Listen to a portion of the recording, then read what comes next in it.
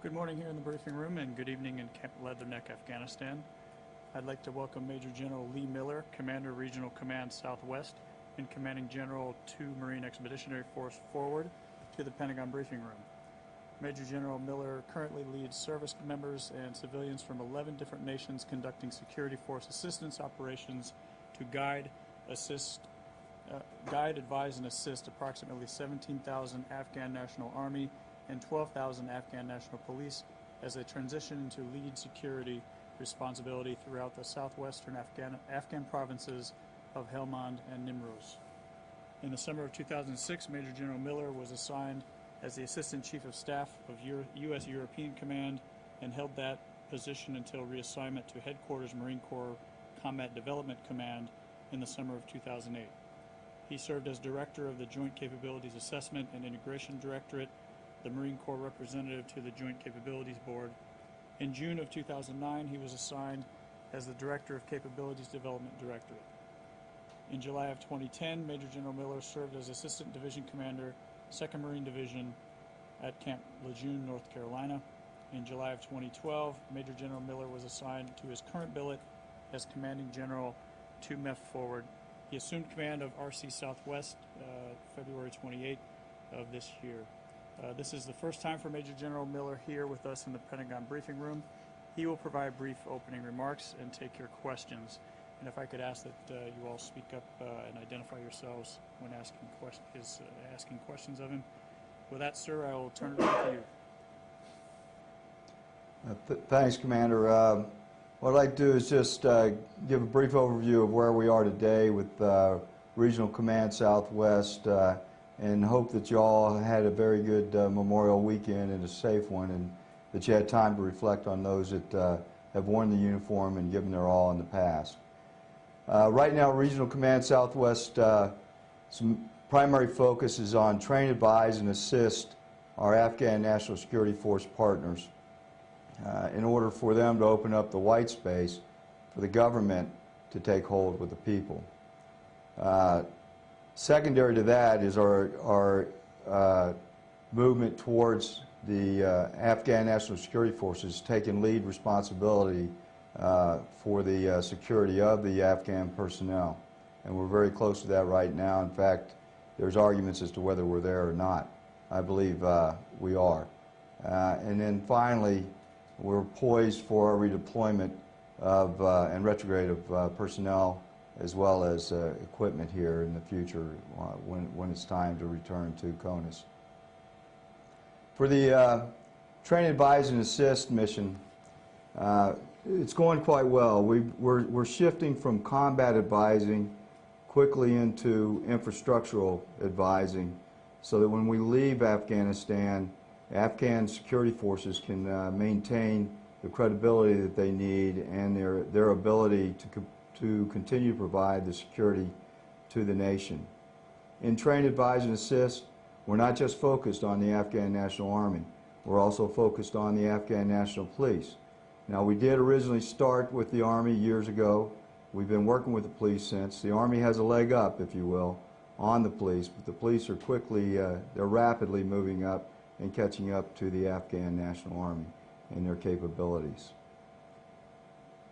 Transfer and lead security responsibility.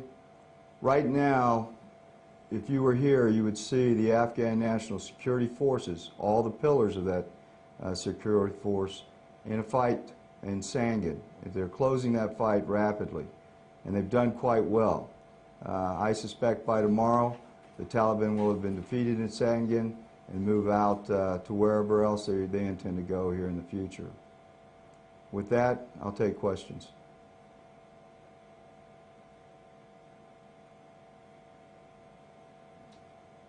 Burns with AP. I think I want to just follow up on a couple of the statements you made there, including the last one about by tomorrow. Did you mean literally by tomorrow the Taliban would be defeated in Sangin? And can you expand on that a little bit?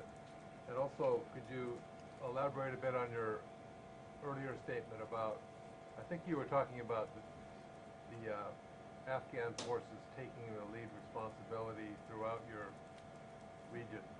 You said you believe we are at that point. Could you explain what you meant about where you stand on that? Certainly. It will fall in with the Sangin fight that's going on. I do believe that the fight in Sangin will be completed by tomorrow. It's been going on since the 25th.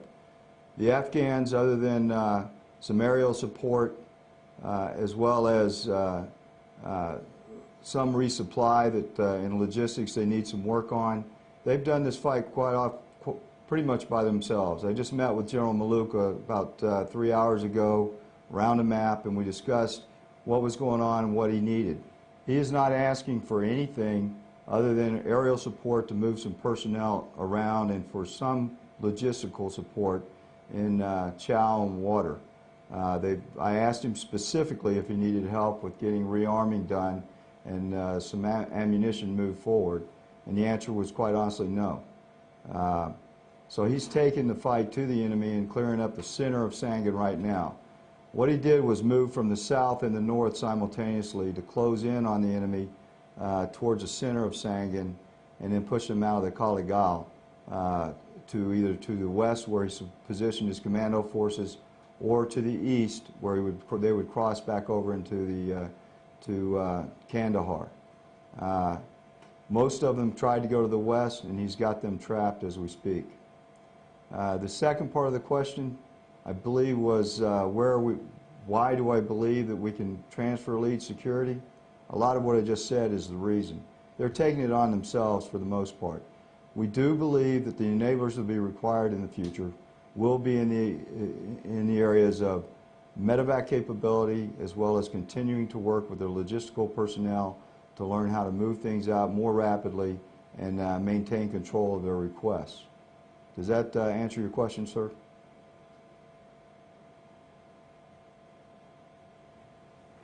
Yes, can I ask a follow-up? Yes, thank you. Just a brief follow-up on the Sangin fight. To what degree would you describe that as a pivotal point in the overall situation with the Taliban in Helmand? I don't believe it's pivotal at all yet. The fighting season is still up in the air and up for grabs. But what they've shown in Sangin, while simultaneously fending off an attack in Khanashin, as well as Musa Calais last evening, Khanashin 2 days ago, while they had a major fight going on in the district of Sangin, should show you where they are. In both cases, both Musa Calais and Khanashin, there were no requests. I found out, other than the intelligence I had on the fights, I found out from General Maluk after the fact. In other words, he didn't ask for assistance. So that should give you an idea where we're headed. So the time now is to shift from combat advising, which we're still doing. Soon we'll be off the Kandak level, which is a battalion to you and I, to the brigade level. And then later next year, we'll move from brigade to strictly at the corps level on our advising capabilities. While we're shifting, we're also going to move towards the institutional piece. And that's really wrapped around how they sustain themselves in training.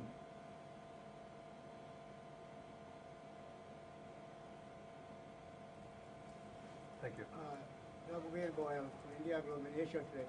General, could you say, if just follow up Bob what you said, if this fight continues in parts of the Afghanistan as far as Taliban are concerned, one, how can you leave the Afghani people under this Taliban again, this 12 years of war? And finally, if you have been going around talking to the Afghani people, if they are ready for, and if they believe and trust their security forces and police after you leave. So if I understand the question correctly, we're not exactly leaving them without having trained them properly in what they need to do. The real question is to the Afghan people. Do they want a future other than with the Taliban? The Afghans have told me at many shuras that they don't want the Taliban, that they want what they've got right now and they'll continue to hold. When you take a look at the Sangin fight, it's a perfect example of where the people are. The heroes, the original heroes in the Sangin fight were the Afghan local police, the neighborhood watch, those that don't want the Taliban back. They're not going to let them come back. All we're doing is ensuring that they have the capability and the sustainability to maintain control of their country. The people, it's their choice. And my belief is they've chosen to stay the course and not have the Taliban back into their midst.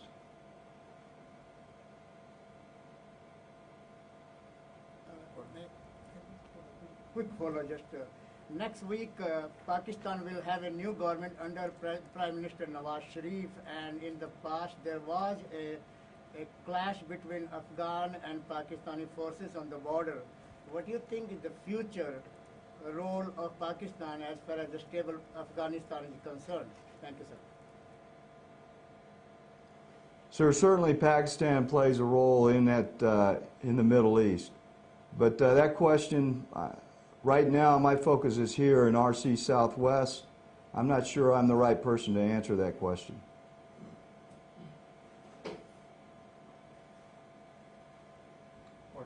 Hi, General. It's Courtney Cubey from NBC News.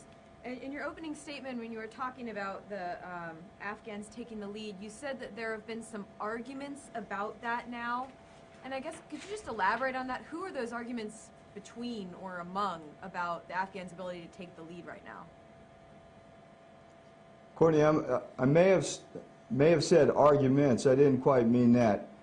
It could be arguable that they're already in the lead, other than the enablers that we're providing them on a fairly regular basis right now.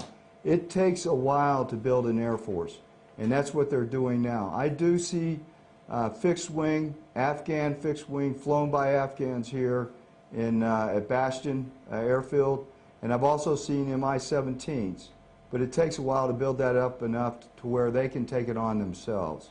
So if I said arguments, that's not what I meant. I apologize for that. If I could just ask one question about Sangin, too.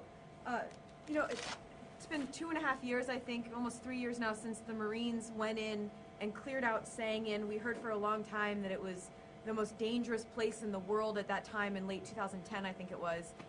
And now you're talking about the Taliban coming back to that area. And I recognize that the narrative here is that the Afghan security forces have been able to, or close to being able to push the Taliban out of that area. But I guess, what does it say about the overall state of RC Southwest, of Helmand and whatnot, that the area gets cleared out at great loss to the U.S. Marines at that time, and then the Taliban still come back sometime later?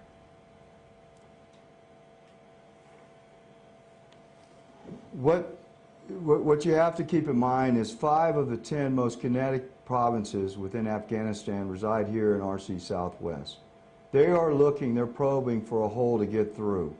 The point I'm trying to make is they went for Sangin first. They weren't able to get through. They're probing up at Musa Calais. They were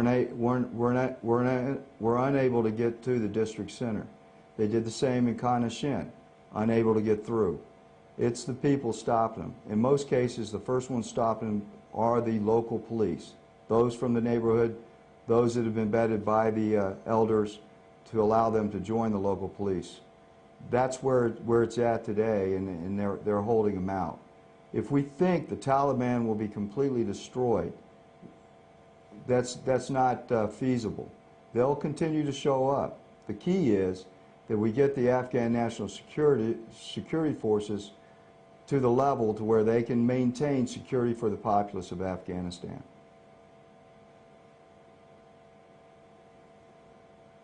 Thank you. Yeah, hi, just a quick follow-up on something you said earlier, then a separate question. So earlier you said that you weren't told about 2 different battles that the NSF was waging in your region, and I'm wondering how common is that they don't talk about different fights that they're in with you or with people in the ISAF force. And my second question was about ANSF casualties in your region. Do you have a sense of where they are from the start of the year till now compared with the same time last year? Yeah, yes I do, and I'll cover the first one, or the second one first. It is true the Afghan National Security Forces are taking a toll, but nowhere near what the Taliban is. But if you compare it to the toll taken by the coalition forces last year, you'll find that the number of casualties is less. That should tell you where the Taliban is and how strong their attacks are. The first question, can you repeat the first question, please? I'm sorry, I don't know if I quite understood the answer to the second one. You said that what did you say about ANSF casualty levels? They were, that they're, I don't think I understood the question. Could you please repeat the answer? The ANSF, the Afghan National Security Forces casualty rate is less than the coalition forces casualty rate at this time last year by a fairly significant amount. And I think the first question was about how, about the other two battles that were going on while Sangin was going. Part of this is being comfortable with being uncomfortable.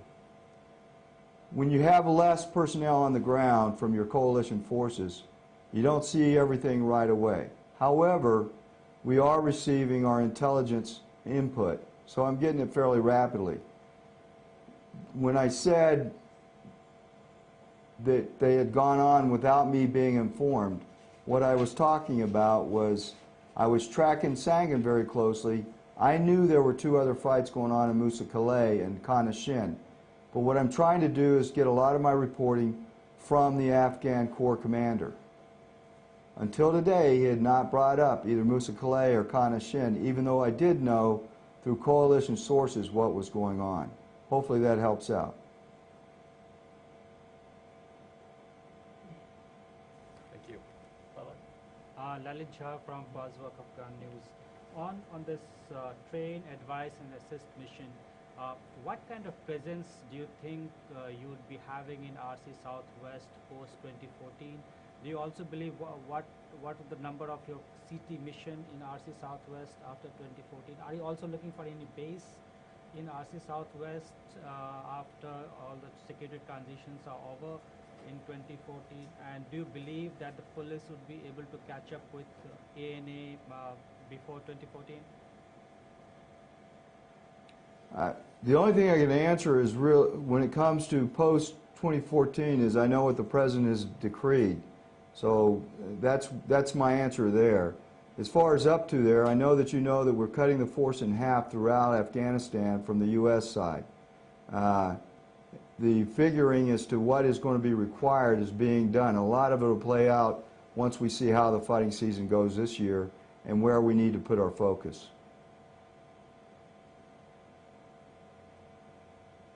About the police? I'm sorry, sir, please say again. Now, in your earlier remarks, you said the police has not been able to catch up with the level of Afghan National Army. And do you think before 2014 they play an important role? Would they be able to increase their standards and the levels before you transition, before you do the security transition? Most certainly, sir. They're moving up rapidly. They have their own training area at Lashkargah. Pretty soon they'll change the name of it to the Helmand Training Facility, and they are moving out rapidly. We just graduated 54 students today from the Afghan local police at that academy. They run the Afghan uniform police through it as well. So they're already taking over their own training. We're just advising the trainers over there. My point was, we had started out earlier with the Afghan National Army years ago, and now the Afghan National Police are catching up. Not quite there, but they're in the fight in Sangin right now, and they've been in the fight in both Musa Calais as well as down in Kana Shin.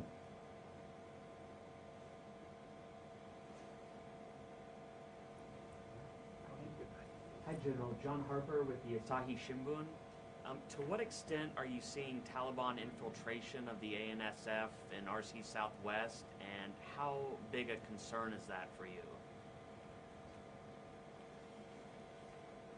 Sir, it is a concern, and it will always be a concern as far as green on blue, insider threat. To date, since I have been on board in RC Southwest, I have not seen it yet. I'm always wary. We're always taking precautions, to include the Afghan National Security Forces. Both the Provincial Chief of Police and in particular the commander of 215th Corps regularly preach to their people what this can lead to. And so far, that preaching's been working.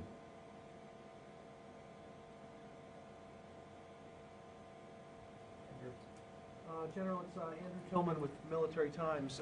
I'd like to go back to Courtney's question for a minute about Sangin and kind of, I'd like to ask you to tell us a little bit about what your sense of the trajectory over the past few years has been there. I mean, we've been hearing about Marines who were in a pretty tough fight there several years ago, and there's been a pretty good presence there for a while.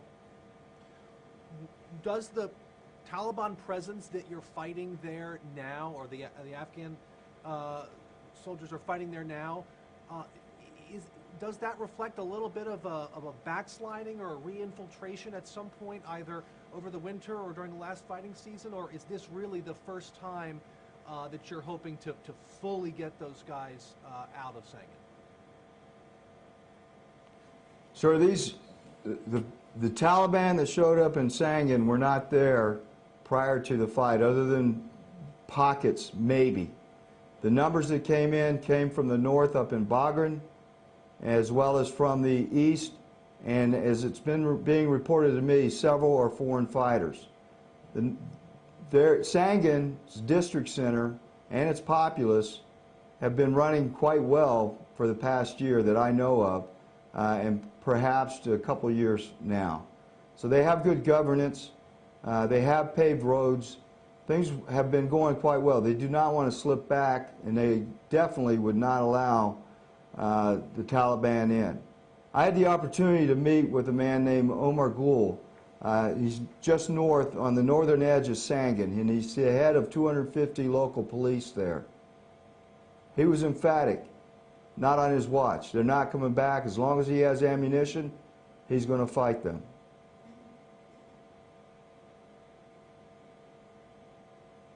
I could just follow up, just to clarify, you're talking about those Taliban coming back into Sangin from the north and other parts over the course of the winter period since the last fighting season? And can you give us any estimate on how many Taliban we're talking about there?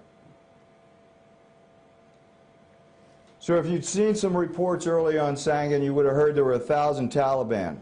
What that was information that I was told the Taliban had slipped to the reporting agency.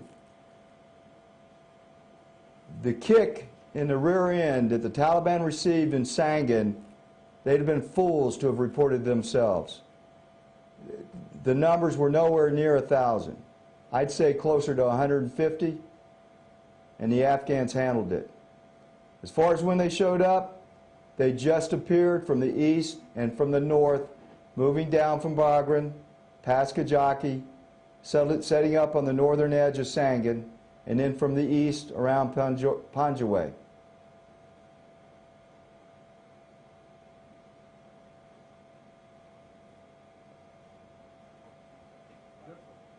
Okay, Joe, just a very brief follow-up there. In your description of the fighting force, you mentioned several foreign fighters. Do you mean Al-Qaeda, or who are you talking about?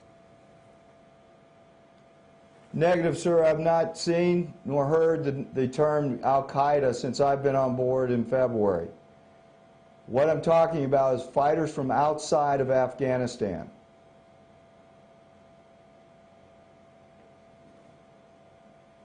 From where? At this time, I'd prefer not to be specific, sir.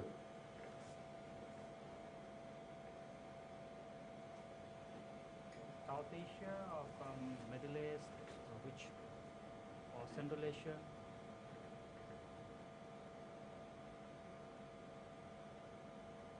Sir, I missed that. I'm sorry. Where are these foreign fighters from? Are they from South Asian countries or Mid East or Central Asian countries? Sir, at this time, I'd prefer not to answer that.